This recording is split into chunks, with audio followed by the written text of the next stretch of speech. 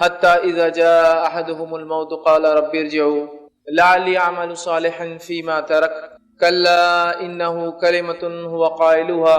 ومن ورائهم برزخ إلى يوم يبعثون وقال وجاءت سكرة الموت بالحق وقال النبي صلى الله عليه وسلم يا إخواني لمثل هذا فعدوا أما بعد. تمام تعریفیں اس اللہ عز و جل کے لیے لائق و زیبا ہے جو تمام جہانوں کا بنانے والا اور اسے پالنے والا ہے، اور درود و سلام اس کے آخری نبی محمد صلی اللہ علیہ وسلم پر. الحمدللہ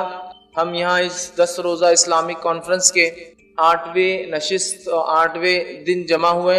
اور انشاءاللہ عزیز اس کے دوسرے نشست میں سیشن میں جیسا کہ آپ کے سامنے اعلان کیا گیا تھا کہ انشاءاللہ عزیز میں چند باتیں آپ تمام کے سامنے موت کے حالات اور قبر اس تعلق سے کچھ باتیں رکھنے کی کوشش کروں گا کہ موت اس کی کیفیتیں کیا ہوں گی، اور موت کے بعد ایک انسان کے ساتھ قبر میں کیا ہوتا ہے. اللہ رب العزت نے موت اور اس کا تذکرہ اپنی کتاب میں، نبی اکرم صلی اللہ علیہ وسلم نے احادیث کے اندر، اقوال صحابہ اور تابعین تبع تابعین بکثرت موت کے تعلق سے ہمیں تذکرے ملتے ہیں، چونکہ موت ایک ایسی حقیقت ہے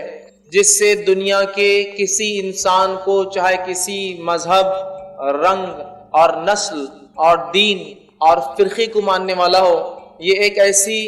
متفق چیز ہے، یہ ایک ایسی چیز ہے جس پر سارے کے سارے اتفاق رکھتے ہیں، یونائٹڈ ہے کہ موت آنی ہے، چاہے وہ کسی مذہب، کسی دھرم، کسی پنتھ، کسی فرقے یا کسی رنگ اور نسل سے تعلق رکھتا ہو. ایسا آپ کو کبھی سننے میں نہیں آئے گا کہ یہ لوگ موت پر اعتماد نہیں کرتے، یا موت پر بھروسہ نہیں کرتے، یا موت کا ان کے پاس کوئی تصور نہیں ہے، یا موت کا معاملہ نہیں ہے. اس چیز میں اختلاف ملے گا کہ رب ایک ہے، 2 ہے، 3 ہے یا سینکڑوں ہیں. اس چیز میں بھی اختلاف ملے گا کہ فلاں انبیاء ہے یا نہیں ہے، اس میں اختلاف. اس چیز میں اختلاف ملے گا کہ نیکی اور بدی کیا ہے، حرام اور حلال کیا ہے، لیکن اس چیز میں کسی کو اختلاف نہیں ہے. موت ایک اٹل حقیقت ہے اور انسان کو اس مرحلے سے گزرنا ہے، اس لیے کہ جو ذی نفس ہوتا ہے، پیدا ہوتا ہے، اس کو اس کی نفس پھر ختم ہوتی ہے، وہ خاتمے کو موت کہا جاتا ہے عربی زبان کے اندر. مرنا جس کو کہیں گے عام زبان میں اردو زبان میں جس طرح ہم کہتے ہیں، یا مرتیو کہتے ہیں کہ انسان مر جاتا ہے، ختم ہو جاتا ہے، فنا ہو جاتا ہے. تو جو پیدا ہوا اسے ختم ہونا ہے، اس چیز پر سبھی کا جو اتفاق ہے. اسلام ایک ایسا عالمی دین ہے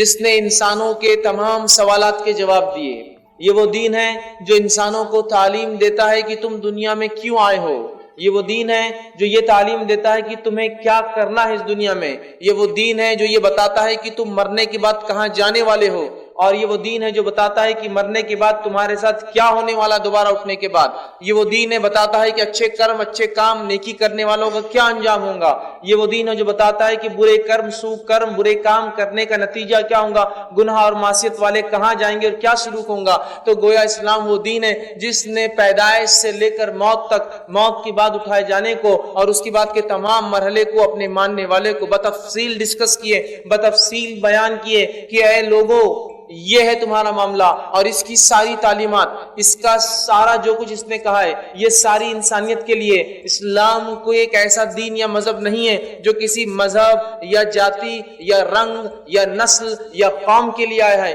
یہ وہ دین ہے جو ساری انسانیت کے لیے آیا ہے. اور 3 اہم سوال جس کو انسان بار بار اٹھاتے رہے ہیں اور آج بھی یہ سوال انسان کو چبھتے ہیں، اس کا جواب اس سے نہیں مل پاتا. اسلام نے ان سوالات کے مفصل جواب دیے. پہلا سوال، ہم کہاں سے آئے ہیں. دوسرا سوال، ہم کیوں آئے ہیں اس دنیا کے اندر، کیا مقصد ہے. تیسرا سوال، اس دنیا کے بعد کیا ہونے والا ہے آخر. کیا ہم مر کھپ جائیں گے اور مٹی بن جائیں گے؟ کیا ہمارے کرموں کے حساب سے ہم دوبارہ اٹھائے جائیں گے یا نہیں اٹھائے جائیں گے؟ کیا ہونے والا ہے؟ یا پھر سب اٹھ کے سیدھے جنت میں، سورگ میں چلے جائیں گے، یا نرک جیسی یا جہنم جیسی کوئی چیز بھی ہے جس میں گناہگار اور سزا یافتہ لوگوں کو سزا ملے گی. تو اسلام کلیئر کٹ بہت ہی واضح انداز میں جواب دیتا ہے، ہم اللہ رب العزت کی طرف سے دنیا میں بھیجے گئے ہیں. تو ہم کہاں سے آئے ہیں؟ ہم جنت سے نکلے ہیں، آدم ہمارے باپ جنت میں بنائے گئے تھے، ہم وہاں سے نکلے تو ہم جنت سے آئے ہیں۔ اس دنیا میں کیوں آئے ہیں؟ سورہ زاریات سورہ نمبر 51 آیت نمبر 56، وما خلقت الجن والانس الا لیعبدون، تمہیں ہم نے دنیا میں جن اور انس کو اس لیے بھیجا تاکہ تم لوگ ہماری عبادت کر کے آؤ۔ تو اللہ نے مجھے اور آپ کو اور سارے مانووں کو اور سارے انسانوں کو اس لیے بنایا صرف اور صرف کہ وہ ایک اللہ کی پرستش، عبادت، پوجا اور اسی کی جو ہے بات کو مانے اور اسی کے طریقے پر چلے۔ یہ دنیا میں آنے کا مقصد ہے۔ اور اس کے بعد کیا ہونے والا ہے، ہم کہاں جائیں گے؟ تو اسلام نے clear cut open guidelines دیے کہ تم مرنے والے ہو، اور یہ آنکھ بند ہونے کے بعد، یہ دنیا سے اٹھنے کے بعد تم ختم نہیں ہونے والے ہو انسانوں۔ اس کے بعد ایک لا تعداد اتنی لمبی زندگی جس کو ڈیفائن نہیں کیا سکتا، اس کو قرآن نے خلد کہا، ہمیشہ ہمیشہ ہمیشہ ہمیشہ چلنے والی ایک زندگی، جس کا ایک ایک دن، ایک دیوس 50,000 سال سے زیادہ کا ہونے والا ہے۔ تو ویسی زندگی میں ہر انسان کو قدم رکھنا ہے۔ اس کے اعمال کے اعتبار سے وہ 50,000 سال کے ایک دن میں فائدہ، مزے،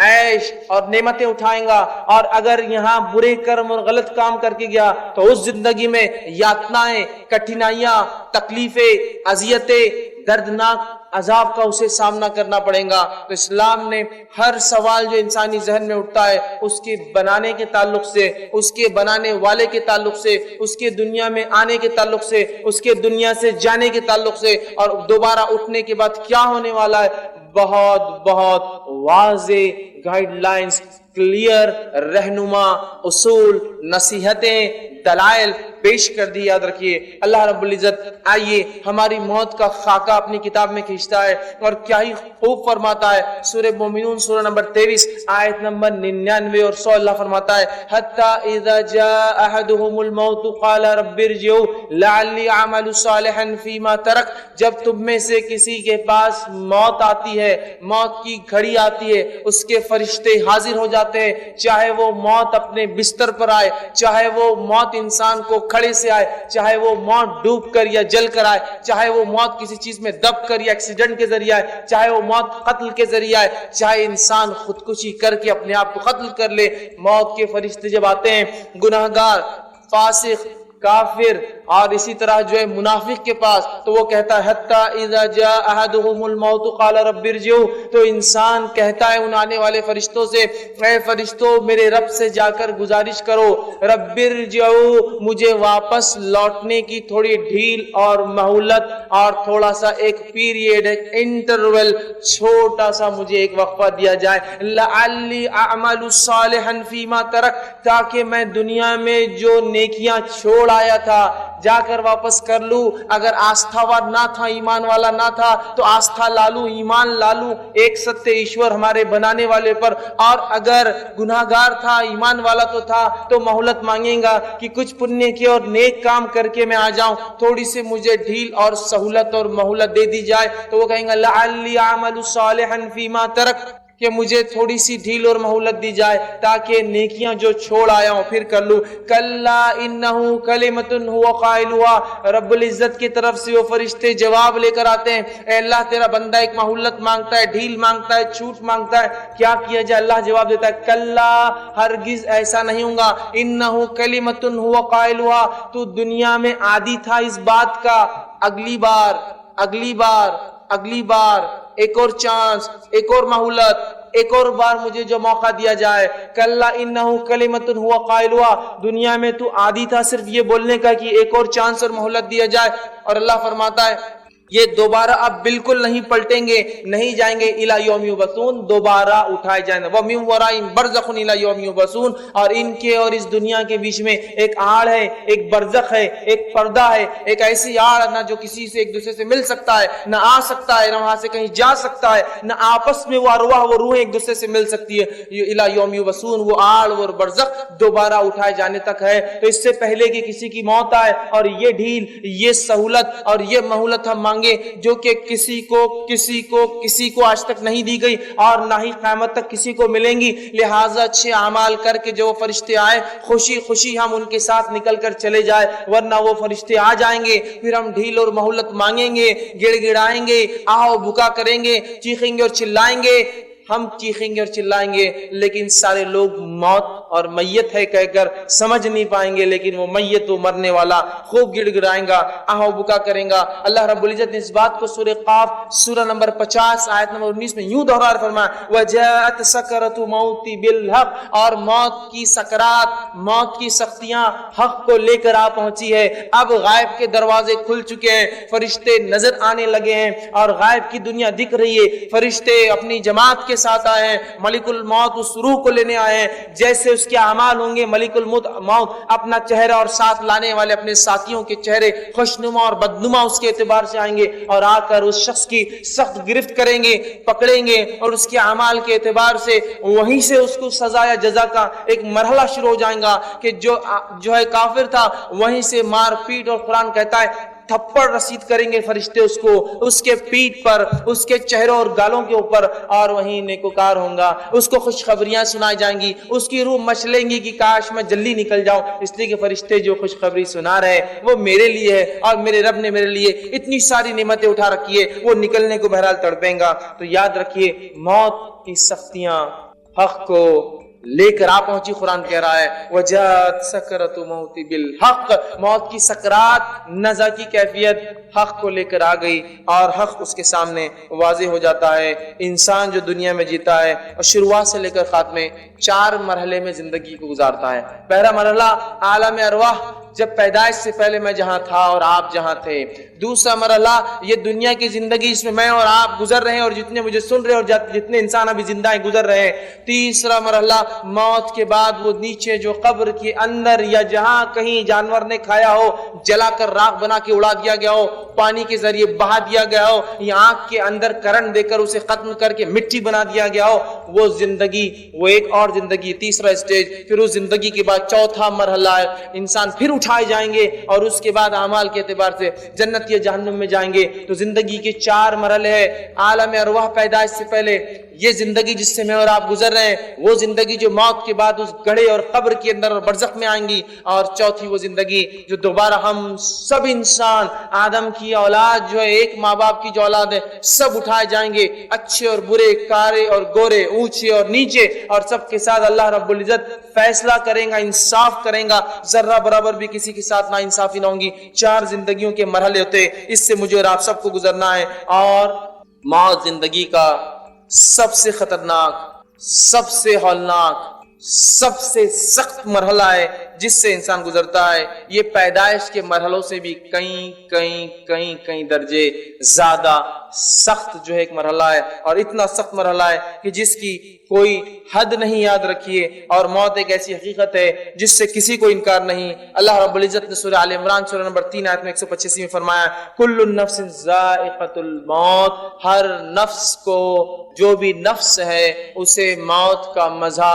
ایک نہ ایک دن چکنا ہے، اور لوٹ کر ہم سب کو اپنے رب کے پاس جانا ہے۔ اور موت کی تکلیف کیا ہوتی ہے اس کو ٹھیک ٹھیک بتانا ناممکن ہے، یاد رکھیں، اس لیے کہ مرنے والا اٹھ کر یہ نہیں بتاتا کہ اسے کیا تکلیف ہوئی، ہاں لیکن کچھ باتیں اللہ کی کتاب اور اس کے رسول صلی اللہ علیہ وسلم نے سنت نے بتائی ہے، ان باتوں کو ہم جان سکتے ہیں، لیکن حقیقی کیفیت تو وہی انسان ہے جو اس سے گزرتا ہے۔ اور یاد رکھیے موت وہ مرحلہ ہے جس سے کوئی مستثنا ایکسپشنل نہیں ہے، سب کو اس سے گزرنا ہے، چاہے کسی مذہب اور کسی دین، کسی ملت اور کسی قوم کا وہ رہنے والا تھا، تو اس سے گزرنا ہے۔ تو ٹھیک ٹھیک بتانا ناممکن ہے، لیکن اللہ رب العزت نے جو موت کی سختی اپنی کتاب میں، نبی اکرم صلی اللہ علیہ وسلم نے موت کی سختی جو کتاب میں بتائی ہے، اس میں سے ایک بات سورہ قیامہ سورہ نمبر 75 آیت نمبر 24 سے لے کر 35 میں اللہ فرماتا ہے، اور خاص طور سے گنہگار انسان کے لیے، ویسے نیکوکار کے لیے بھی بہت ساری باتیں ہیں، لیکن گنہگار انسان کے لیے اللہ فرماتا ہے، کہتا ہے وہ وجوہ یومئذ باسرہ، اور اللہ فرماتا ہے اور کتنے چہرے اس دن اداس ہوں گے، کتنے چہرے اس دن اداس ہوں گے۔ پھر فرمایا تظن ان یفعل بها فاقرہ، سمجھتے ہوں گے کہ ان کے ساتھ اب کمر توڑ معاملہ، بہت سخت معاملہ ہونے والا ہے۔ کلا اذا بلغت التراق، اور جان جب حلق میں آ کر پھنستی ہے، اور ہر مرنے والا جب مرتا ہے تو اس کی آخری آواز جو نکلتی حلق سے تو جان تب اس کے منہ کے ذریعے نکل کر چلی جاتی ہے. آپ سے فرماتے تب اس کی نگاہیں اس نکلتی ہوئی جان کو اپنے دیکھتی ہے. اسی لیے فرمایا جب کوئی مر جائے تو آنکھیں بند کر دو چونکہ اس کی نگاہ اس کی طرف بڑھتی ہے. تو پیروں سے نکلنا شروع ہوتی ہے انسان کی جان اور وہ آخری آواز جو گلے سے نکلتی ہے اس کی تفصیلات ہے کلا اذا بلغت التراق. اور جان جب جانکنی گلے میں آ کے اٹک جاتی ہے وقیل من راق. اور لوگ کہتے ہیں جو آس پاس بیٹھے ہیں کیا کوئی ہے ڈاکٹر, کیا کوئی ہے طبیب, کیا کوئی ہے جھاڑ پھونک کرنے والا, کیا کوئی ہے جو اس کو اس کیفیت سے آج بچا سکتا ہے, لاؤ اسے بلاؤ. تو اللہ فرماتا ہے وَظَنَّ أَنَّهُ الْفِرَاقُ. اور آگے فرماتا اور کہتا ہے آدمی جان لیں گا کہ یہ اس کی جدائی کا وقت ہے, دنیا سے جانے کا وقت آ چکا ہے. جیسا انسان دنیا میں آتا ہے تو ایک سمجھ کے بعد اسے یہ بات واضح ہو جاتی ہے کہ دنیا کی زندگی مجھے گزارنا ہے, لیکن موت ایک ایسی گھڑی ہے جب انسان جان لے گا کہ اس کا جانے کا وقت آ چکا ہے. اللہ نے فرمایا وَتَفَّتِ السَّاقُ بِالسَّاقِ. اور پنڈلیوں سے پنڈلیاں آدمی رگڑے گا. یہ وہ شدید تکلیف کا بیان ہے جو موت کے وقت ہر انسان کو برداشت کرنا پڑتی ہے, چاہے موت کسی بھی حالت میں آئے. اگر آپ نے کسی کی موت کو کبھی دیکھا ہو تو پنڈلیاں وہ خوب رگڑتا ہے, اس لیے کہ یہ بڑا تکلیف دہ مرحلہ ہوتا ہے. تو جب گلے تک جو آواز آ جاتی ہے اور لوگ چلاتے ہیں آس پاس والے کوئی ہے آؤ دیکھو بلاؤ علاج کرو, اور جب پنڈلیوں سے پنڈلیاں رگڑتی ہے اِلَى رَبِّكَ يَوْمَئِذٍ الْمَسَاقُ. اور آج تیرے رب کی طرف چلنے کا وقت آ گیا. فرشتے بولتے اب کوئی فائدہ نہیں, کوئی طبیب, کوئی معالج, کوئی ڈاکٹر, کوئی جھاڑبو, کچھ نہیں, اب تمہارے رب کے پاس لوٹنے کا تمہارا وقت ہے. فَلَا صَدَّقَ وَلَا صَلَّى. نہ تو نے دنیا میں صدقات کی نہ نماز قائم کی. وَلَكِنْ كَذَّبَ وَتَوَلَّى. یہ گناہگار انسان کے تعلق سے بات ہو رہی ہے, اور تو نے نہ صدقات دیا نہ نماز قائم کی. وَلَكِنْ كَذَّبَ وَتَوَلَّى. اور تیرے سامنے انبیاء نے آ کر باتیں رکھی, تیرے سامنے آ کر اس کے صحابہ نے, تابعین اور نیک لوگوں نے باتیں سنائی, واعظ اور نصیحت کی, لیکن تو نے کیا کیا؟ وَلَكِنْ كَذَّبَ وَتَوَلَّى. سب کو جھٹلا کر منہ پھیر کے تکبر کے ساتھ چلنے لگا. دیکھا جائے گا جب موت آئیں گی تو دیکھا جائے گا کیا ہوگا. تو اللہ نے فرمایا وَلَكِنْ كَذَّبَ وَتَوَلَّى. تو پلٹ گیا, تو نے اپنا چہرہ پھیر لیا اور منہ پھیر کر چلا گیا. تو یاد رکھیے موت کب آئیں گی ہم نہیں جانتے, لیکن اس بات کو پلے باندھ لیجئے کہ زندگی کا کوئی بھروسہ نہیں ہے, موت کا بھروسہ ہے. لوگ کہتے ہیں موت کا کوئی بھروسہ نہیں ہے, زندگی کا ہے. میں کہتا ہوں زندگی کا کوئی بھروسہ نہیں ہے, کب ہاتھ چھوڑے اور نکل جائے. ہاں موت یقینی ہے, جی لے جتنا جینا ہے, 1000 سال, 10,000 سال, 1,00,000 سال, 10 لاکھ سال, لیکن الٹیمیٹلی تیرا ڈیسٹینیشن تجھے واپس آنا ہے. لیکن موت جو ہے حق ہے, یاد رکھیے. لوگ کہتے ہیں زندگی کا کیا بھروسہ, یاد رکھیے بات صحیح ہے, موت حقیقت ہے, زندگی کا نہیں. ورنہ لوگ کہتے ہیں موت کا کیا بھروسہ, موت کا بالکل بھائی بھروسہ ہے, جتنا بھی جی لو. عمرو بن عاص رضی اللہ عنہ کے تعلق سے آتا ہے, صحابی رسول ہے. ایک مرتبہ کہنے لگے مجھے لوگوں پر تعجب ہوتا ہے جب موت کا وقت قریب آتا ہے تو بیان کیوں نہیں کرتے کیفیتیں, کیا ہوتا ہے کیوں نہیں سمجھاتے ہیں. تو ایک مرتبہ جب ان کی موت کا وقت قریب آیا, عبداللہ رضی اللہ عنہما کو کسی نے کہا کہ عمرو بن عاص کی موت کا وقت قریب ہے, آپ جائیے. وہ پہنچے اور کہا عمرو تم کہا کرتے تھے کہ لوگ کیوں نہیں بتاتے موت کے وقت کیا ہوتا ہے ان کے ساتھ, اب تمہاری موت کا وقت قریب ہے, چلو تم ہی بتا دو. تم کہا کرتے تھے نا کہ کیا ہوگا, چلو بتا دو. تو عمرو بن عاص رضی اللہ عنہ صحابی رسول کے الفاظ سنی موت کے قریب, فرماتے اور کہتے ہیں مجھے ایسا لگتا ہے, میری کیفیت یہ کہ آسمان زمین پر ٹوٹ پڑا ہے. آسمان زمین پر گرنے سے جو کیفیت ہوں گی تو میری تکلیف ایسی ہے جیسے آسمان زمین پر ٹوٹ پڑا ہے, میں اس کے بیچ میں زمین اور آسمان کے پس رہا ہوں, یہ میری تکلیف ہے. اور میری گردن پہ لگتا ہے کسی نے پہاڑ رکھ دیا ہے, اس شدید تکلیف میری گردن میں پہاڑ رکھا ہوا ہے. اور جو ہے میرے پیٹ میں لگتا ہے کسی نے کھجور کے کانٹے بھر دیے جو بہت لمبے اور سخت ہوتے ہیں, اور ایسا لگتا ہے میری سانس سوئی کے ناکے, سوئی کا سوراخ ہوتا ہے نا, ایسا لگتا ہے سانس لینے میں اتنی شدید تکلیف ہے جیسا سوئی کے ناکے سے ہوا آ رہی ہے اور جا رہی ہے۔ شداد بن اوس رضی اللہ عنہ یہ ایک صحابی رسول تھے، یہ موت کی کیفیت کو فرمایا کرتے تھے اور کہتے تھے کہ موت کا لمحہ دنیا اور آخرت کی تمام ہولناکیوں سے زیادہ خطرناک ہے، موت کا لمحہ دنیا اور آخرت کی تمام ہولناکیوں سے زیادہ خطرناک ہے، اور فرمایا کرتے تھے کہ اس کی ہولناکی ایسی ہے کہ یہ آروں کے چیرنے سے زیادہ سخت ہے۔ کسی زندہ انسان کو آرے سے چیرے اور اس کو موت نہ آئے تو کیسی تکلیف ہوں گی؟ تو وہ کہتے ہیں آروں سے چیرنے سے زیادہ سخت ہے، اذیت ناک ہے، اور قینچیوں سے کاٹنے سے زیادہ سخت ہے کہ زندہ انسان کو قینچی سے کوئی کاٹ دے اور اگر موت نہ آئے تو کیسی تکلیف ہوں گی؟ تو قینچیوں سے کاٹنے سے زیادہ سخت ہے، ہڈیوں کے ابالنے سے زیادہ سخت ہے، مطلب اتنی تکلیف جس میں ہوتی ہے ایسے ہڈیوں کو زندہ انسان کو ابالا جا رہا ہے۔ آگے کہتے ہیں اگر مردہ اٹھ کر موت کی سختیاں بیان کر دے تو تم لوگ نیند اور چین چھوڑ دو گے اور آرام نہیں کرو گے، صرف اچھے اعمال میں لگ جاؤ گے تاکہ آخرت بن جائے۔ اسی طرح ہم دیکھتے ہیں خود نبی اکرم صلی اللہ علیہ وسلم جب آپ کی وفات کا وقت قریب آیا، جب آپ کے انتقال کا وقت قریب آیا، یہ انسانوں میں سب سے نیک انسان تھے جس کو دنیا نے کبھی دیکھا ہے اور دیکھیں گی۔ یاد رکھیے نبی اکرم صلی اللہ علیہ وسلم چونکہ وفات سے انتقال سے کوئی مستثنا نہیں ہے، آدم علیہ السلام آئے تو دنیا سے چلے گئے، نوح آئے تو وہ بھی چلے گئے، ابراہیم آئے تو وہ بھی جانے کے لیے چلے گئے، موسیٰ بھی آئے تو چلے گئے، عیسیٰ علیہ السلام اٹھا لیے گئے لیکن آئیں گے، چونکہ موت ضروری ہے، پھر اپنی زندگی 40 سالہ گزار کے موت اور وفات پھر پا کے جائیں گے۔ نبی اکرم صلی اللہ علیہ وسلم آئے تو آپ بھی چلے گئے۔ تو آئیے آپ صلی اللہ علیہ وسلم کی کیا کیفیت تھی، نبی اکرم صلی اللہ علیہ وسلم کی کیفیت کے تعلق سے آتا ہے۔ بخاری کی روایت ہے، ماں عائشہ رضی اللہ عنہا فرماتی ہے اور کہتی ہے اللہ کے رسول صلی اللہ علیہ وسلم کی کیفیت موت کے وقت یہ تھی، آپ کی وفات کے وقت کیا اپنے داڑھی کو بار بار وہ کرتے، چہرے مبارک پر بار بار ہاتھ پھیرتے، اپنے چہرے پر بار بار پانی ڈالتے اور پانی ڈال ڈال کر یہ کہتے سبحان اللہ ان للموت لسکرات، اللہ کی ذات پاک ہے، موت کے لیے بہت سختیاں ہیں، اللہ کی ذات پاک ہے اور موت کے لیے بہت سختیاں ہیں۔ آپ کے تعلق سے آتا ہے کہ پھر آپ کہتے کہ مجھے وضو کرنا ہے، آپ کو نماز کے لیے وضو کروایا جاتا، اس حالت میں بھی آپ نماز کو جانے کی کوشش کرتے، وضو کرتے اور آپ بے ہوش ہو کر گر جاتے، پھر آپ پانی مارا جاتا، آپ پھر ہوش میں آتے، پھر وضو کرتے اور پھر بے ہوش ہو جاتے، پھر آپ کو ہوش میں لایا جاتا، پھر آپ وضو کرتے، پھر بے ہوش ہو جاتے اور اسی کیفیت میں اپنے چہرے پر آپ ہاتھ پھیرتے، داڑھی پر ہاتھ پھیرتے، پانی مارتے اور کہتے سبحان اللہ، اللہ کی ذات پاک ہے، موت کے لیے بہت شدید تکلیفیں ہیں۔ ماں عائشہ رضی اللہ عنہا فرماتی ہے رسول اکرم صلی اللہ علیہ وسلم میری مانڈی کے اوپر وفات کر گئے، آپ کی حالت اور کیفیت وفات کی دیکھ کر مجھے اس کے بعد کسی کی موت کی خبر سن کے بہت زیادہ غم نہیں ہوتا تھا،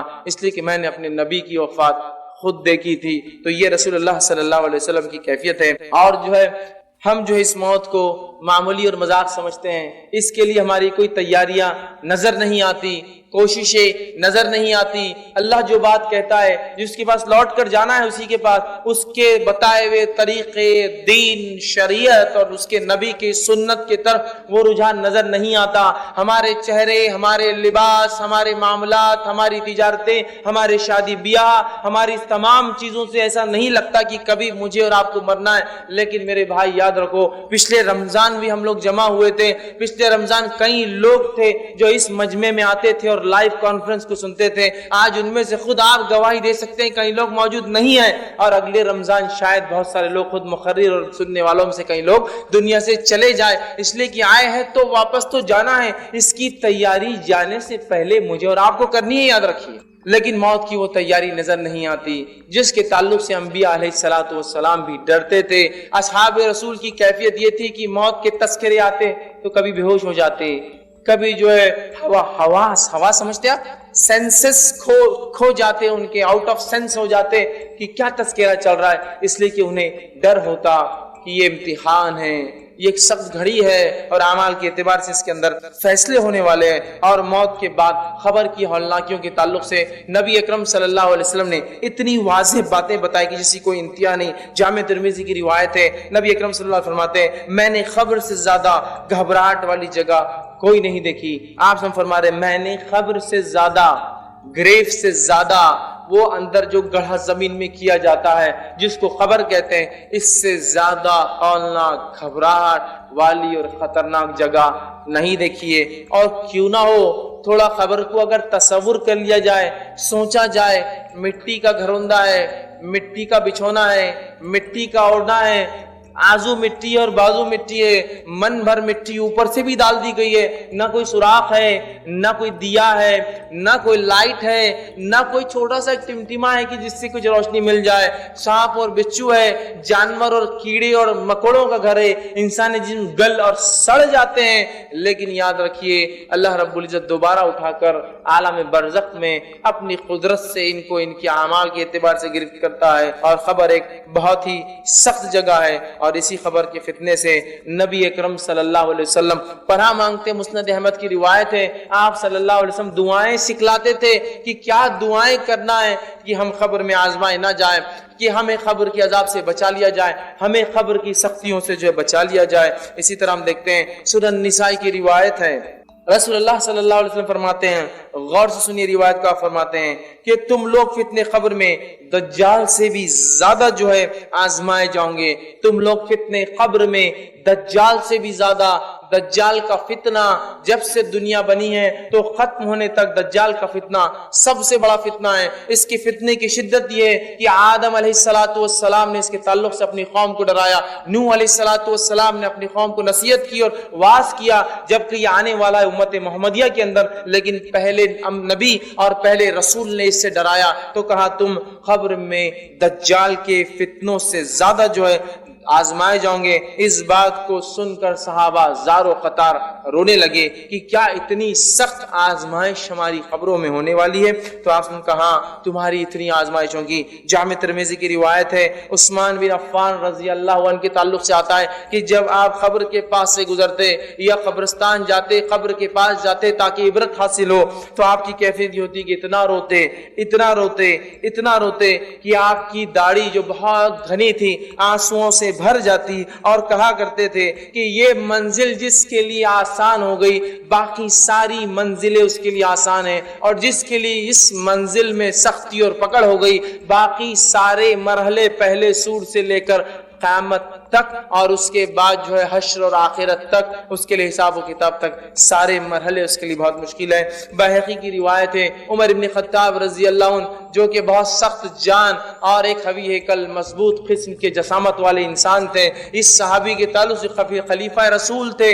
جو ہے دوسرے جو ہے خلیفہ تھے، اور اس کے ساتھ ساتھ آپ کے کئی فضائل ہیں۔ آپ کے تعلق سے آتا ہے کہ آپ اتنا روتے تھے، قبر کا سوچ سوچ کے اتنا روتے تھے کہ آخر وقت میں آپ کی وفات سے پہلے چہرے کے اوپر 2 لکیریں پڑ گئی تھی، جس کے آنسو جانے اور جانے کی وجہ سے چہرے پر 2 سیاہ لکیریں پڑ گئی تھی، چونکہ آنسو ہمیشہ وہاں سے بہہ کر نیچے کی طرف آتے تھے۔ اتنا صحابہ روتے تھے اور اس قبر سے اور موت کی کیفیت سے پناہ مانگتے تھے، لیکن ہمارے اعمال، ہمارے معاملات آج نظر نہیں آتے کہ کسی بھی چیز سے پہلے کبھی یہ سوچا ہوں کہ مرنے کے بعد اس کے وجہ سے کیا انجام میرا ہو سکتا ہے۔ نوجوان ہے تو اپنی جوانی کے اس میں عالم میں غرق ہے، نشہ، منشیات، لڑکیوں کو چھیڑنا اور افیئرز اور زنا اور بدکاریاں اور اپنی جوانیوں کو برباد کرنا۔ بچے ہیں تو والدین ان کو تعلیم اور تربیت نہیں دے رہے اسلام کی، بڑے ہونے کے بعد جو محنت اور مشقت حلال کے لیے ہونی چاہیے وہ حرام کے لیے ہم کرتے ہیں۔ ساری زندگی جو ہے صرف ادھر اور ادھر اور اس کو اور اس کو تکلیف دے کر مال کمانا چاہتے ہیں، حرام کاریوں میں اپنی زندگیاں گزارنا چاہتے ہیں،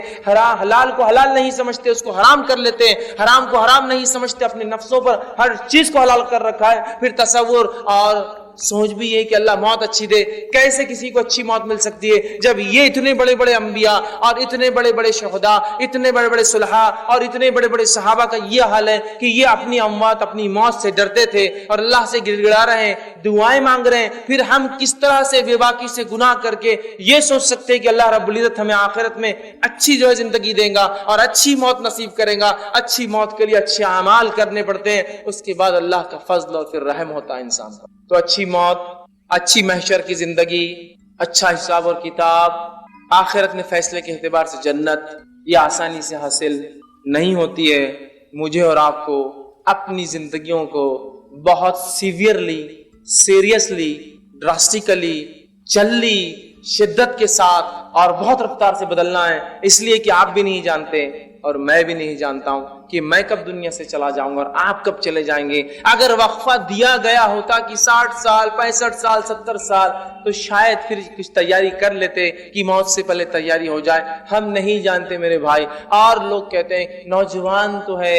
آخر وقت میں انشاءاللہ العزیز نیک عمل کریں گے۔ میرے بھائی بوڑھوں کے مقابلے نوجوانوں کو تو جلدی مرتے ہوئے دیکھا ہے، میں نے جلدی مرتے ہوئے دیکھا ہے۔ تو کیوں یہ چکر میں ہے کہ نہیں ابھی تو جوانی ہے؟ ماں باپ کیوں یہ چکر میں ہے کہ بچہ بھی جوان ہے، دین پہ عمل مت کراؤ، اس لیے کہ بعد میں کریں گے نا، زندگی پڑی ہے۔ اللہ تعالیٰ کو ریٹائرمنٹ کی بات کی عبادتیں پسند نہیں ہے، یاد رکھیے۔ اللہ کو وہ جوانی کا پرائم ٹائم چاہیے آپ کو اور میرا۔ اللہ کو جس چیز کے لیے حکومت کہہ رہی ہے تم بیکار ہو ہمارے لیے چلے جاؤ، وہ چیز اللہ کے لیے دینا چاہتے ہیں کہ جب زندگی بھر تو رشوت خوری لوٹ مار کھسوٹ سب کر لیں گے اور 58 اور 60 سال کے بعد ریٹائرمنٹ لے کر اللہ اللہ کر لیں گے، حج کر لیں گے، داڑھی رکھ لیں گے۔ ارے جس عمر کو تو حکومت کہہ رہی بیکار ہو گیا تو گھر جا کر بیٹھ، اس عمر کو اللہ کے لیے دینا چاہتے ہیں۔ اور اپنی جوانیوں کو والدین خود بچوں کو کہتے ہیں کہ ابھی ضرورت نہیں ہے، تو کیا تم لکھا کر لائے ہو تمہارے بچے کتنے دن جئیں گے؟ اور کیا میں لکھا کر لایا ہوں کہ میں اتنے دن میں مروں گا اور بوڑھا ہوں گا؟ ہمیں اپنی زندگیوں کو بہت جلدی تبدیل کرنا ہے، اس سے پہلے کہ موت کا شکنجہ کھس لیا جائے،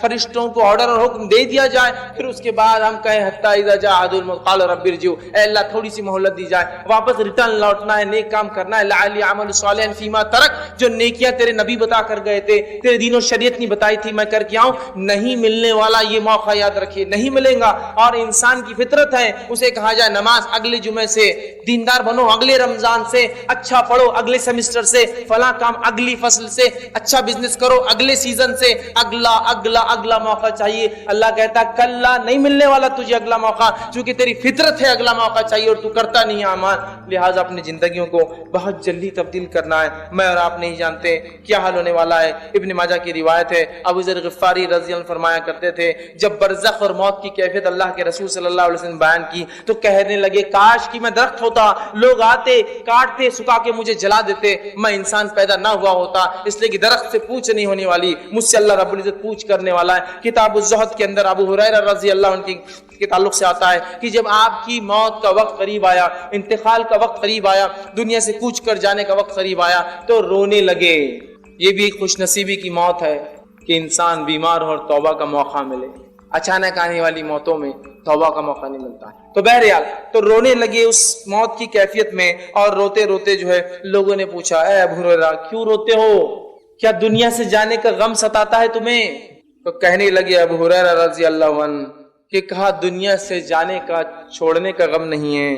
لیکن میرا سفر بہت لمبا ہے، طویل سفر ہے میرا،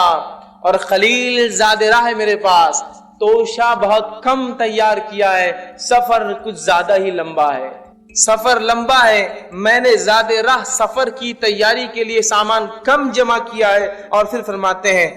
میں نے اپنی زندگی کی شام ایک ایسے ٹیلے پر گزاری ہے جس کے آگے میں نہیں جانتا ٹیلا پار کرنے کے بعد کہ میرے لیے جہنم ہے یا میرے لیے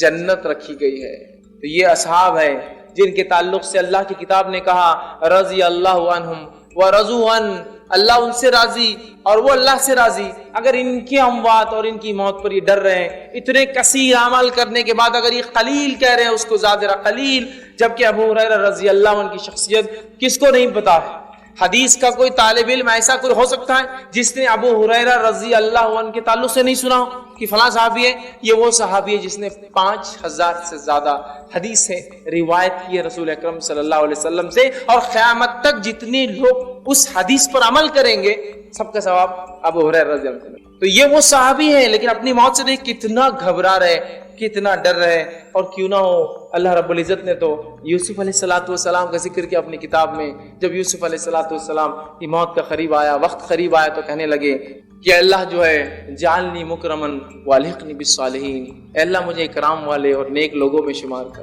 انبیاء ہے اور ایسے نبی ہے یوسف علیہ السلام کہ جس کے جیسا نسب تو کسی کا نسب نہیں۔ شجرا بڑا دادا نبی ابراہیم علیہ السلام، دادا نبی اسحاق علیہ السلام، باپ نبی ہے نا، آپ کے جو والد تھے یعقوب علیہ السلام، اور خود نبی۔ اس کے بعد کہہ رہے ہیں کہ اے اللہ جو ہے میرا حساب آسان کرنا اور مجھے جو ہے نیکوکاروں میں شمار کرنا، میرا اچھے لوگوں میں میرا شمار کرنا۔ تو یہ ہے انبیاء، یہ ہے اصحاب، یہ ان کا ڈر ہے۔ اور ہمارے اسلاف قبروں سے بہت ڈرتے تھے، قبر کے عذاب اور موت سے ڈرتے تھے۔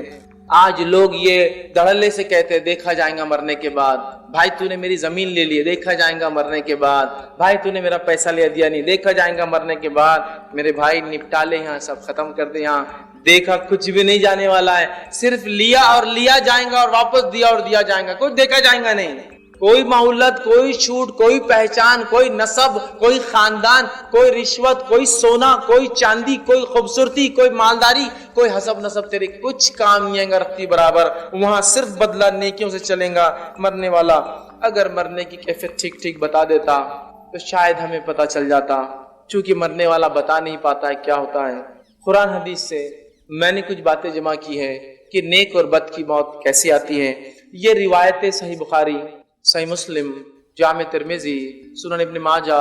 سنن نسائی اور دیگر کتابوں سے میں نے جمع کی ہے، لیکن ہر روایت میں ایک مخصوص پارٹ اور حصہ آ رہا تھا، تو میں نے وہ سب کو چھوڑ کر، حوالوں کو چھوڑ کر ایک ترتیب دے دی پورے واقعے کو، ایک سیکوینس بنا دیا۔ حوالے چاہیے تو بعد میں مجھ سے آپ لے سکتے ہیں، لیکن اگر میں الگ الگ حوالے بتاؤں گا تو پھر وہ ترتیب نہیں جم پائیں گی کہ کیسے کب اور کیا ہوتا ہے۔ لہٰذا میں نے سب روایتوں کو ملا کر ایک ترتیب وار واقعہ آپ کے سامنے میں بیان کر رہا ہوں، تاکہ ایک تسلسل کے ساتھ ایک سیکوینس میں سٹوری یا ایک سیکوینس میں واقعہ آپ کے سامنے آ جائے، ورنہ الگ الگ حوالے میرے پاس پورے موجود ہیں۔ تو آئیے اچھے اور برے کے ساتھ کیا ہوتا ہے اس کی تفصیلات ہم دیکھتے ہیں، تاکہ ہمیں پتہ چل جائے موت کیسی کیفیت اور موت کے بعد کیا ہونے والا ہے۔ تو آئیے سب سے پہلے نیک انسان سے شروع کرتے ہیں، سیدھے ہاتھ والے لوگوں سے شروع کرتے ہیں، جنتی لوگوں سے شروعات کرتے ہیں، اللہ کے انبیاء، صلحاء مطلب صالحین، صدیقین، شہداء اور نیکوکاروں سے شروع کرتے ہیں۔ ان کی کیفیت کیا ہوں گی نیک لوگوں کی؟ تو سب سے پہلی چیز، جب موت کا وقت آتا ہے تو نیک لوگوں کے پاس فرشتے سورج جیسی روشن شکلیں لے کر آتے ہیں، کبھی ایک، کبھی دو اور کبھی اس سے زائد آتے ہیں، چمکدار روشن شکلیں لے کر آتے ہیں، خوشبودار جو ہے خوشبو کے ساتھ، اور جو اچھے اچھے چہروں والے فرشتے اس کے پاس آتے ہیں، اور اس کے لیے خوشبودار کفن کو ساتھ لاتے ہیں جو ریشم کا بنا ہوا ہوتا ہے، اور وہ کفن خوشبودار کفن لے کر آتے ہیں، اور آنے کے بعد ملک الموت اور دیگر فرشتے اس شخص کو سلام کرتے ہیں، اس کو دعا دیتے ہیں، اور یہی پہلا مرحلہ ہے، وہ سمجھ جاتا ہے کہ میرے لیے رائٹ چیز ہونے والی ہے، چونکہ سلام کیا گیا مجھے، تو سلام کرتے ہیں۔ اس لیے میں بار بار کہتا ہوں لوگوں سے، پہچان ہو تو ایسی ہو کہ فرشتے سلام کرے اور اس کا انتظار وہاں ہو۔ دنیا میں تو بہت پہچان لوگوں کی ہوتی ہے، یہ زیادہ کام نہیں آتی ہے، تو بہرحال اس کو سلام کرتے ہیں، اچھی اچھی شکلوں میں آتے ہیں، اور اس کو اچھے اچھے ناموں سے پکارتے ہیں، جن اچھے اچھے ناموں سے دنیا میں اسے پکارا جاتا تھا کہ فلاں بن فلاں، فلاں بن فلاں، پیارے پیارے جو اس کے اچھے نام، ایک انسان کہیں کے ناموں سے پکارا جاتا ہے، سارے اچھے اچھے ناموں سے اس کو پکاریں گے، اس کو آواز دیں گے، اور اس کو روح نکالنے سے پہلے ملک الموت بشارت دیں گے، اے نیک انسان، تیرے اعمال سے تیرا رب راضی ہوا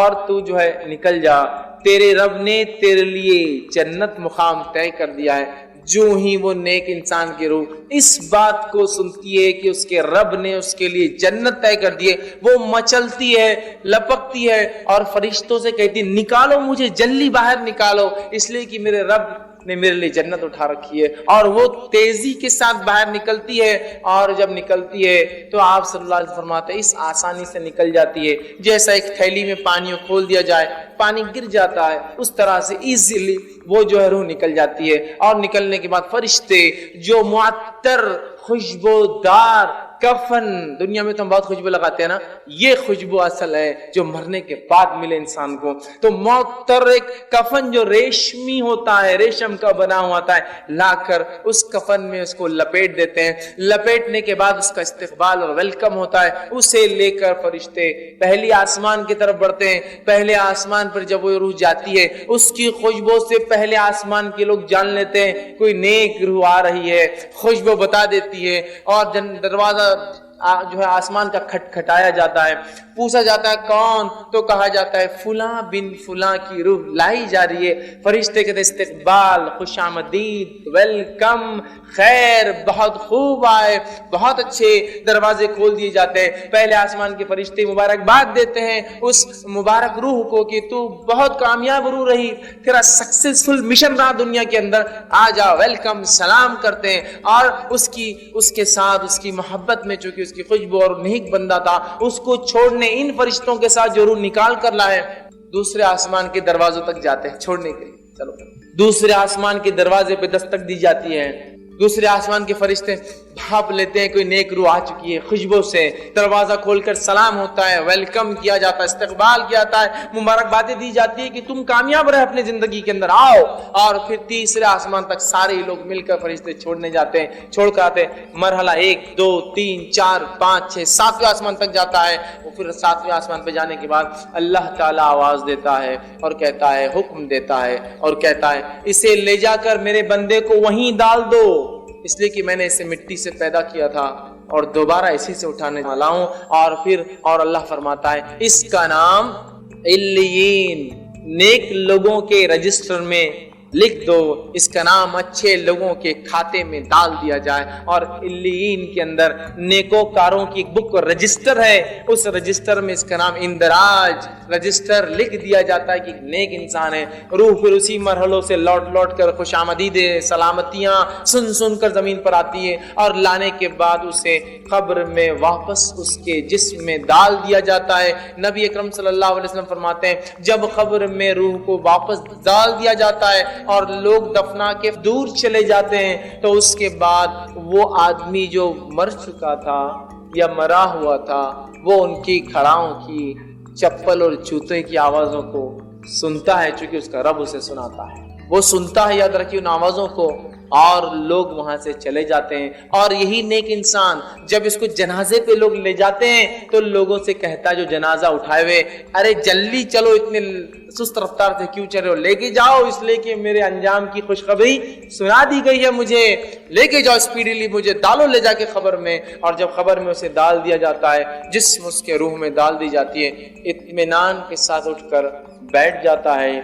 اب وہ دو لوگ آتے ہیں جو اللہ کی طرف سے اپوائنٹڈ ہے، جو آ کر سوال کرتے ہیں، دو فرشتے، ایک منکر دوسرا نکیر۔ نبی اکرم صلی اللہ علیہ وسلم فرماتے ہیں منکر اور نکیر کی کیفیت یہ ہے، کالا اور سیاہ چہرہ ہے دونوں کا، اسی کے ساتھ ساتھ موٹی موٹی لال لال آنکھیں ہوں گی، اور بیل کے سینگوں سے زیادہ بڑے بڑے دانت ہوں گے، اور جب آئیں گے تو زمین کو پھاڑتے ہوئے آئیں گے، سیدھے نازل نہیں ہوں گے، زمین کو کاٹتے ہوئے اپنے دانتوں سے چیرتے ہوئے آئیں گے خبر میں، اور آواز بجلی سے زیادہ تیز گرجدار آواز میں بات کرتے ہوں گے، اور آ کر جو ہے اس روح سے جو نیک تھی، چاہے بد ہو یا نیک ہو، ان کا رویہ دونوں کے ساتھ سخت ہوتا ہے، آ کر بجلی جیسی کڑکتی ہوئی آواز میں پوچھتے ہیں من رب کا، تیرا رب کون تھا؟ دوسرا سوال کرتے ہیں من نبی کا، تیرا نبی کون تھا؟ تیسرا سوال کرتے ہیں ما دینو کا، تیرا دین کیا تھا؟ 3 سوال کریں گے، سوال دکھنے میں بہت چھوٹے ہیں، جواب بھی معلوم ہے، اللہ، محمد صلی اللہ علیہ وسلم، اسلام۔ لیکن کیا آپ کو لگتا ہے یہ 3 اتنے آسان جواب منہ سے یوں ہی نکل جائیں گے؟ نہیں نکلیں گے بھائی، کیوں نہیں نکلیں گے؟ برے آدمی کا جب لوں گا تفصیلات ڈسکس تو وہ جواب دیں گا اطمینان کے ساتھ، سوالات کے مرحلے میں دکھائی دیں گا سورج ڈوبتے ہوئے نیک انسان کو، سورج غروب ہوتے ہوئے دکھایا جائے گا، یہ سب غائب کی بات ہو رہی ہے۔ تو وہ کہیں گا فرشتوں سے فرشتوں ان کے نکیر رک جاؤ، عصر کی نماز کا وقت ختم ہو رہا ہے، مجھے پڑھنے دو۔ تو منکر نکیر کہیں گے خبر نماز کی جگہ نہیں، پھر اسے یاد آئے گا میں تو مر چکا ہوں، لیکن وہ زندگی میں عادی تھا نا نمازوں کا، تو اس لیے اس کی خبر میں بھی نماز یاد رہے گی۔ فرشتے کہیں گے یہ خبر ہے، یہ دنیا نہیں ہے، اس میں اعمال نہیں ہے۔ تو وہ کہیں گے کنٹینیو کرو اگلے کوشچنز تمہارے، اور فرشتے 3 سوالات کریں گے۔ 3 سوالات کرنے کے بعد فرشتے اسے کہیں گے آرام سے لیٹ جاؤ، آرام سے لیٹ جاؤ، جواب دے دیا۔ اور پھر ایک کھڑکی کھولی جائیں گی اور اسے جہنم دکھائی جائیں گی، اور فرشتے کہیں گے یہ وہ چیز تھی جس سے تیرے رب نے تجھے بچا لیا، وہ شکر ادا کریں گا اپنے رب کا. اور پھر ایک کھڑکی اور کھولی جائیں گی جس میں اس کو جنت میں اس کا مقام دکھایا جائے گا. وہ کہیں گے اللہ قیامت جلدی قائم کر تاکہ اس مقام پہ پہنچ جاؤ. اور فرشتوں سے کہیں گے فرشتوں ایک گزارش ہے, جا کر اللہ سے ایک مہلت مانگو, مجھے موقع دے, جا کے رشتہ داروں میں جا کر بولوں کہ مجھے کیا فائدہ ہوا ہے دنیا میں نیکیاں کرنے کا. فرشتے کہیں گے یہ چیز نہیں مل سکتی. جنت کا ایک لباس پہنایا جائے گا, جنت کا ایک بستر ڈالا جائے گا, جنت میں سے ایک کھڑکی کھول دی جائیں گے جس میں سے تازی ہوا جنت کی آئیں گی, اور کہا جائے گا سو جاؤ, اور اسے ایک نئی نویلی دلہن کی طرح لٹا کر, جنتی لباس پہنا کر, جنتی بستر پر ڈال کر, جنت کی کھڑکی کھول کر ہوا لیتے ہوئے سو جائیں گا. اب یہ روز قیامت ہی اٹھنے والا ہے. اس کے بعد جب وہ لیٹ جائیں گا اپنی خبر میں تو ایک شخص وہاں آئیں گا, اور وہ شخص بہت ہی انتہائی خوبصورت چہرے والا ہوں گا, اور آ کر سلام کریں گا. یہ پوچھیں گا تم کون ہو تم جو خبر میں آ گئے. وہ کہیں گا میں تیرے نیک اعمال ہوں, میں تیرے نیک اعمال ہوں جس کا بدلہ تجھے ابھی سے مل رہا ہے. جنت کا لباس, جنت کا بستر, کھڑکی کھلی ہے, اور اس کی نظر جہاں تک جاتی ہے اس کی خبر کو ایکسپانڈ پھیلا دیا جائے گا. ایک روایت میں 70 ہاتھ, ایک روایت کے اندر 35 ہاتھ, ایک روایت میں جہاں تک اس کی ویژن ہوں گا, آنکھیں جائیں گی, نظریں, خبر وسیع کر دی جائیں گی, اور نیک اعمال آ کر اس کو خوشخبری دیں گے میں تھا تیرا وہ ساتھی جس کو تو نے بہت محبت کری, اپنے سے نزدیک رکھا اچھے اعمال کو, آج تجھے بدلہ یہ ہے اس کے بدلے کہ تو جو ہے جنت کے فائدے اٹھا رہا ہے. اور اسے کہا جائے گا سو جاؤ, اور وہ آنکھیں بند کر کے اطمینان کے ساتھ اب دوبارہ اٹھائے پہلے سور تک سو جائیں گا آرام سے, نرم اور نازک بستر. دوسرا وہ شخص جو کفر کی حالت پر, شرک کی حالت پر, نفاق کی حالت پر, کبائر کے ارتکاب کی حالت پر, یا جو ہے گناہ اور معصیتوں کے اندر اپنی زندگی ڈبائے ہوئے تھا, اس کی موت کی کیفیت کیسی آتی ہے. اللہ کے رسول فرماتے ہیں, بہت ساری روایتوں کو ملا کے میں نے پھر ایک مجموعہ بنا دیا کہ اس کے ساتھ کیا ہوتا ہے. حوالے میرے پاس موجود ہے, آپ بعد میں دیکھ سکتے ہیں. جب ایسے آدمی کی موت کا وقت قریب آتا ہے تو فرشتے ملک الموت اور دوسرے فرشتے انتہائی بدصورت گندی صورتوں میں آتے ہیں. بدبودار سڑے ہوئے مردار گوشت کی بدبو جیسی آتی ہے, ویسا ٹاٹ سمجھتے ہیں, ٹاٹ وہ جو ہوتا ہے نا تھیلے جس کو بولتے ہیں, ٹاٹ کا بدبودار جو سڑے ہوئے ماंس میں سے بدبو آتی ہے نا گوشت میں سے, اس کے ساتھ کفن لاتے ہیں, اور لانے کے بعد گندے ناموں سے پکارتے ہیں, جسے دنیا میں وہ چڑھتا تھا فلاں بن فلاں, گندے نام اس کے لیتے ہیں. اور اس کے بعد ملک الموت آگے آ کے کہتے ہیں تیرے لیے جہنم کی خوشخبری ہے, تیرے لیے وہ چیز تیار ہے جس کا دنیا میں تو انکاری تھا, تو انکار کرتا اور کفر کرتا تھا, تیرے لیے جو ہے وہ چیز ہے. اس کی روح جسم کے اندر بھاگنا شروع کرتی ہے. اللہ رب العزت نے جس کے تعلق سے کہا فرشتوں کو, ملک الموت خود اور فرشتوں کو حکم دیتے ہیں ڈوبو اس کے جسم کے اندر, گھس کر نکال کے لاؤ اس کو, چونکہ دشمن تھا اللہ کا, کفر کرتا تھا, شرک کرتا تھا. اور اللہ نے کہا وَالنَّازِيَاتِ غَرْقًا, خصم فرشتوں کی جو انسانی جسموں میں غوطے لگا کر روحوں کو کھینچ کر لاتے ہیں. وَالنَّازِيَاتِ غَرْقًا, فرشتوں کی خصم جو جسم میں گھس کر کافر, منافق, فاسق, فاجر, کبائر کے کرنے والے کی روح کو کھینچ کر نکالتے ہیں. اور جب روح کو کھینچتے ہیں تو اللہ کے رسول فرماتے ہیں ایک لوہے کی سلاخ ہو جس کے اوپر کانٹے لگے ہوئے ہو, کیل لگی ہو, اور ایک بھیڑ جس کی اون گیلی ہو, ایک شیپ جس کا اون, اس کا وول گیلا ہو, اس میں اگر اس کانٹے کو گول گھمایا جائے اس لکڑی کو اور پھر کھینچ کے نکالا جائے, اس سے بھی زیادہ دردناک تکلیف اسے ہوتی ہے. اون ہوتا ہے نا, اون, زندہ بھیڑ کا اون آپ کھینچیں گے تو اس کی چمڑی نکل کے آ جاتی ہے, اس طرح سے تکلیف ہوتی ہے. یہ اندر گھستا ہے. اور اللہ رب العزت نے اسی مقام اور اسی کیفیت کو دوسری جگہ یوں فرمایا اور کہا, سورہ انعام سورہ نمبر 6 آیت نمبر 93 میں, وَلَوْ تَرَى إِذِ الظَّالِمُونَ فِي غَمَارَاتِ الْمَوْتِ وَالْمَلَائِكَةُ بَاسِطُو أَيْدِيهِمْ أُخْرِجُوا أَنفُسَكُمُ الْيَوْمَ تُجْزَوْنَ عَذَابَ الْحَوْنِ بِمَا كُنْتُمْ تَقُولُونَ عَلَى اللَّهِ غَيْرَ الْحَقِّ وَكُنْتُمْ عَنْ آيَاتِهِ تَسْتَكْبِرُونَ. اللہ فرماتا ہے اے کاش نبی, اے محمد صلی اللہ علیہ وسلم, کاش کہ تم دیکھ پاتے جب ہمارے فرشتے اس شخص کے پاس آتے ہیں جو ظلم اور ستم کرتا تھا, گناہگار تھا, فی غمارات الموت, اور جب اس کی موت کے وقت قریب آتا ہے تو فرشتے دوڑتے ہیں اور ہاتھ بڑا کر کھینچتے اور کہتے ہیں तुखरिजु अनफुसकुम, निकल अब बाहर अपने जिस्म से और आ हमारे शिकंजे में। इसलिए जितने बड़े बड़े काफिर भी है ना जो मुसलमानों पे जुल्म करते हैं, अब आते हैं शिकंजे में वो मुसलमानों के, फरिश्ते निकालते हैं उनको बाहर। मुशरिक, काफिर, फासिक, फाजिर जो कबायर में अपनी जिंदगियों को डुबा चुके थे, गुनाहों से तौबा नहीं करते थे, माफी नहीं मांगते थे, खींचते हैं। अल्लाह कहता है काश तुम नबी देख पाते क्या कैफियत होती है। फरिश्ते आगे हाथ बढ़ा के बाहर निकल, अब तुझे अजाब दिया जाएगा। तुझ जौन अजाब अलहौना बिमा कुंतुम, क्यों अजाब दिया जाएगा? क्यों तो तू अल्लाह के बारे में बगैर इल्म के बड़ी बातें करता था दुनिया में। हाँ कुछ नहीं है, नबी जो दीन ला रहा है कोई सही नहीं है, हमारी अक्लें ज्यादा है, अब तुझे पता चलेगा।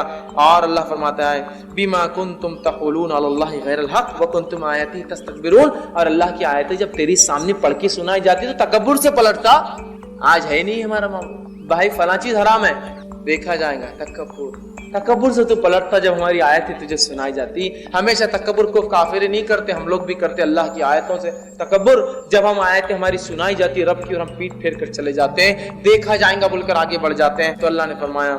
नबी तुम अगर देखते क्या हालत होती। फरिश्ते निकालते हैं, निकालने के बाद पकड़ते हैं, टाट का गंदा सड़ा हुआ बदबूदार जिसमें से मरे हुए मांस सड़े हुए गोश्त की बदबू आती है, निकालते हैं, लपेटते हैं, पहले आसमान की तरफ ले जाते हैं। उसकी बदबू से सारा आसमान महक जाता है। पहले आसमान के फरिश्ते बोलते हैं ऐसी मग़ज़ूब रूह को हम अंदर इंटर नहीं होने देंगे,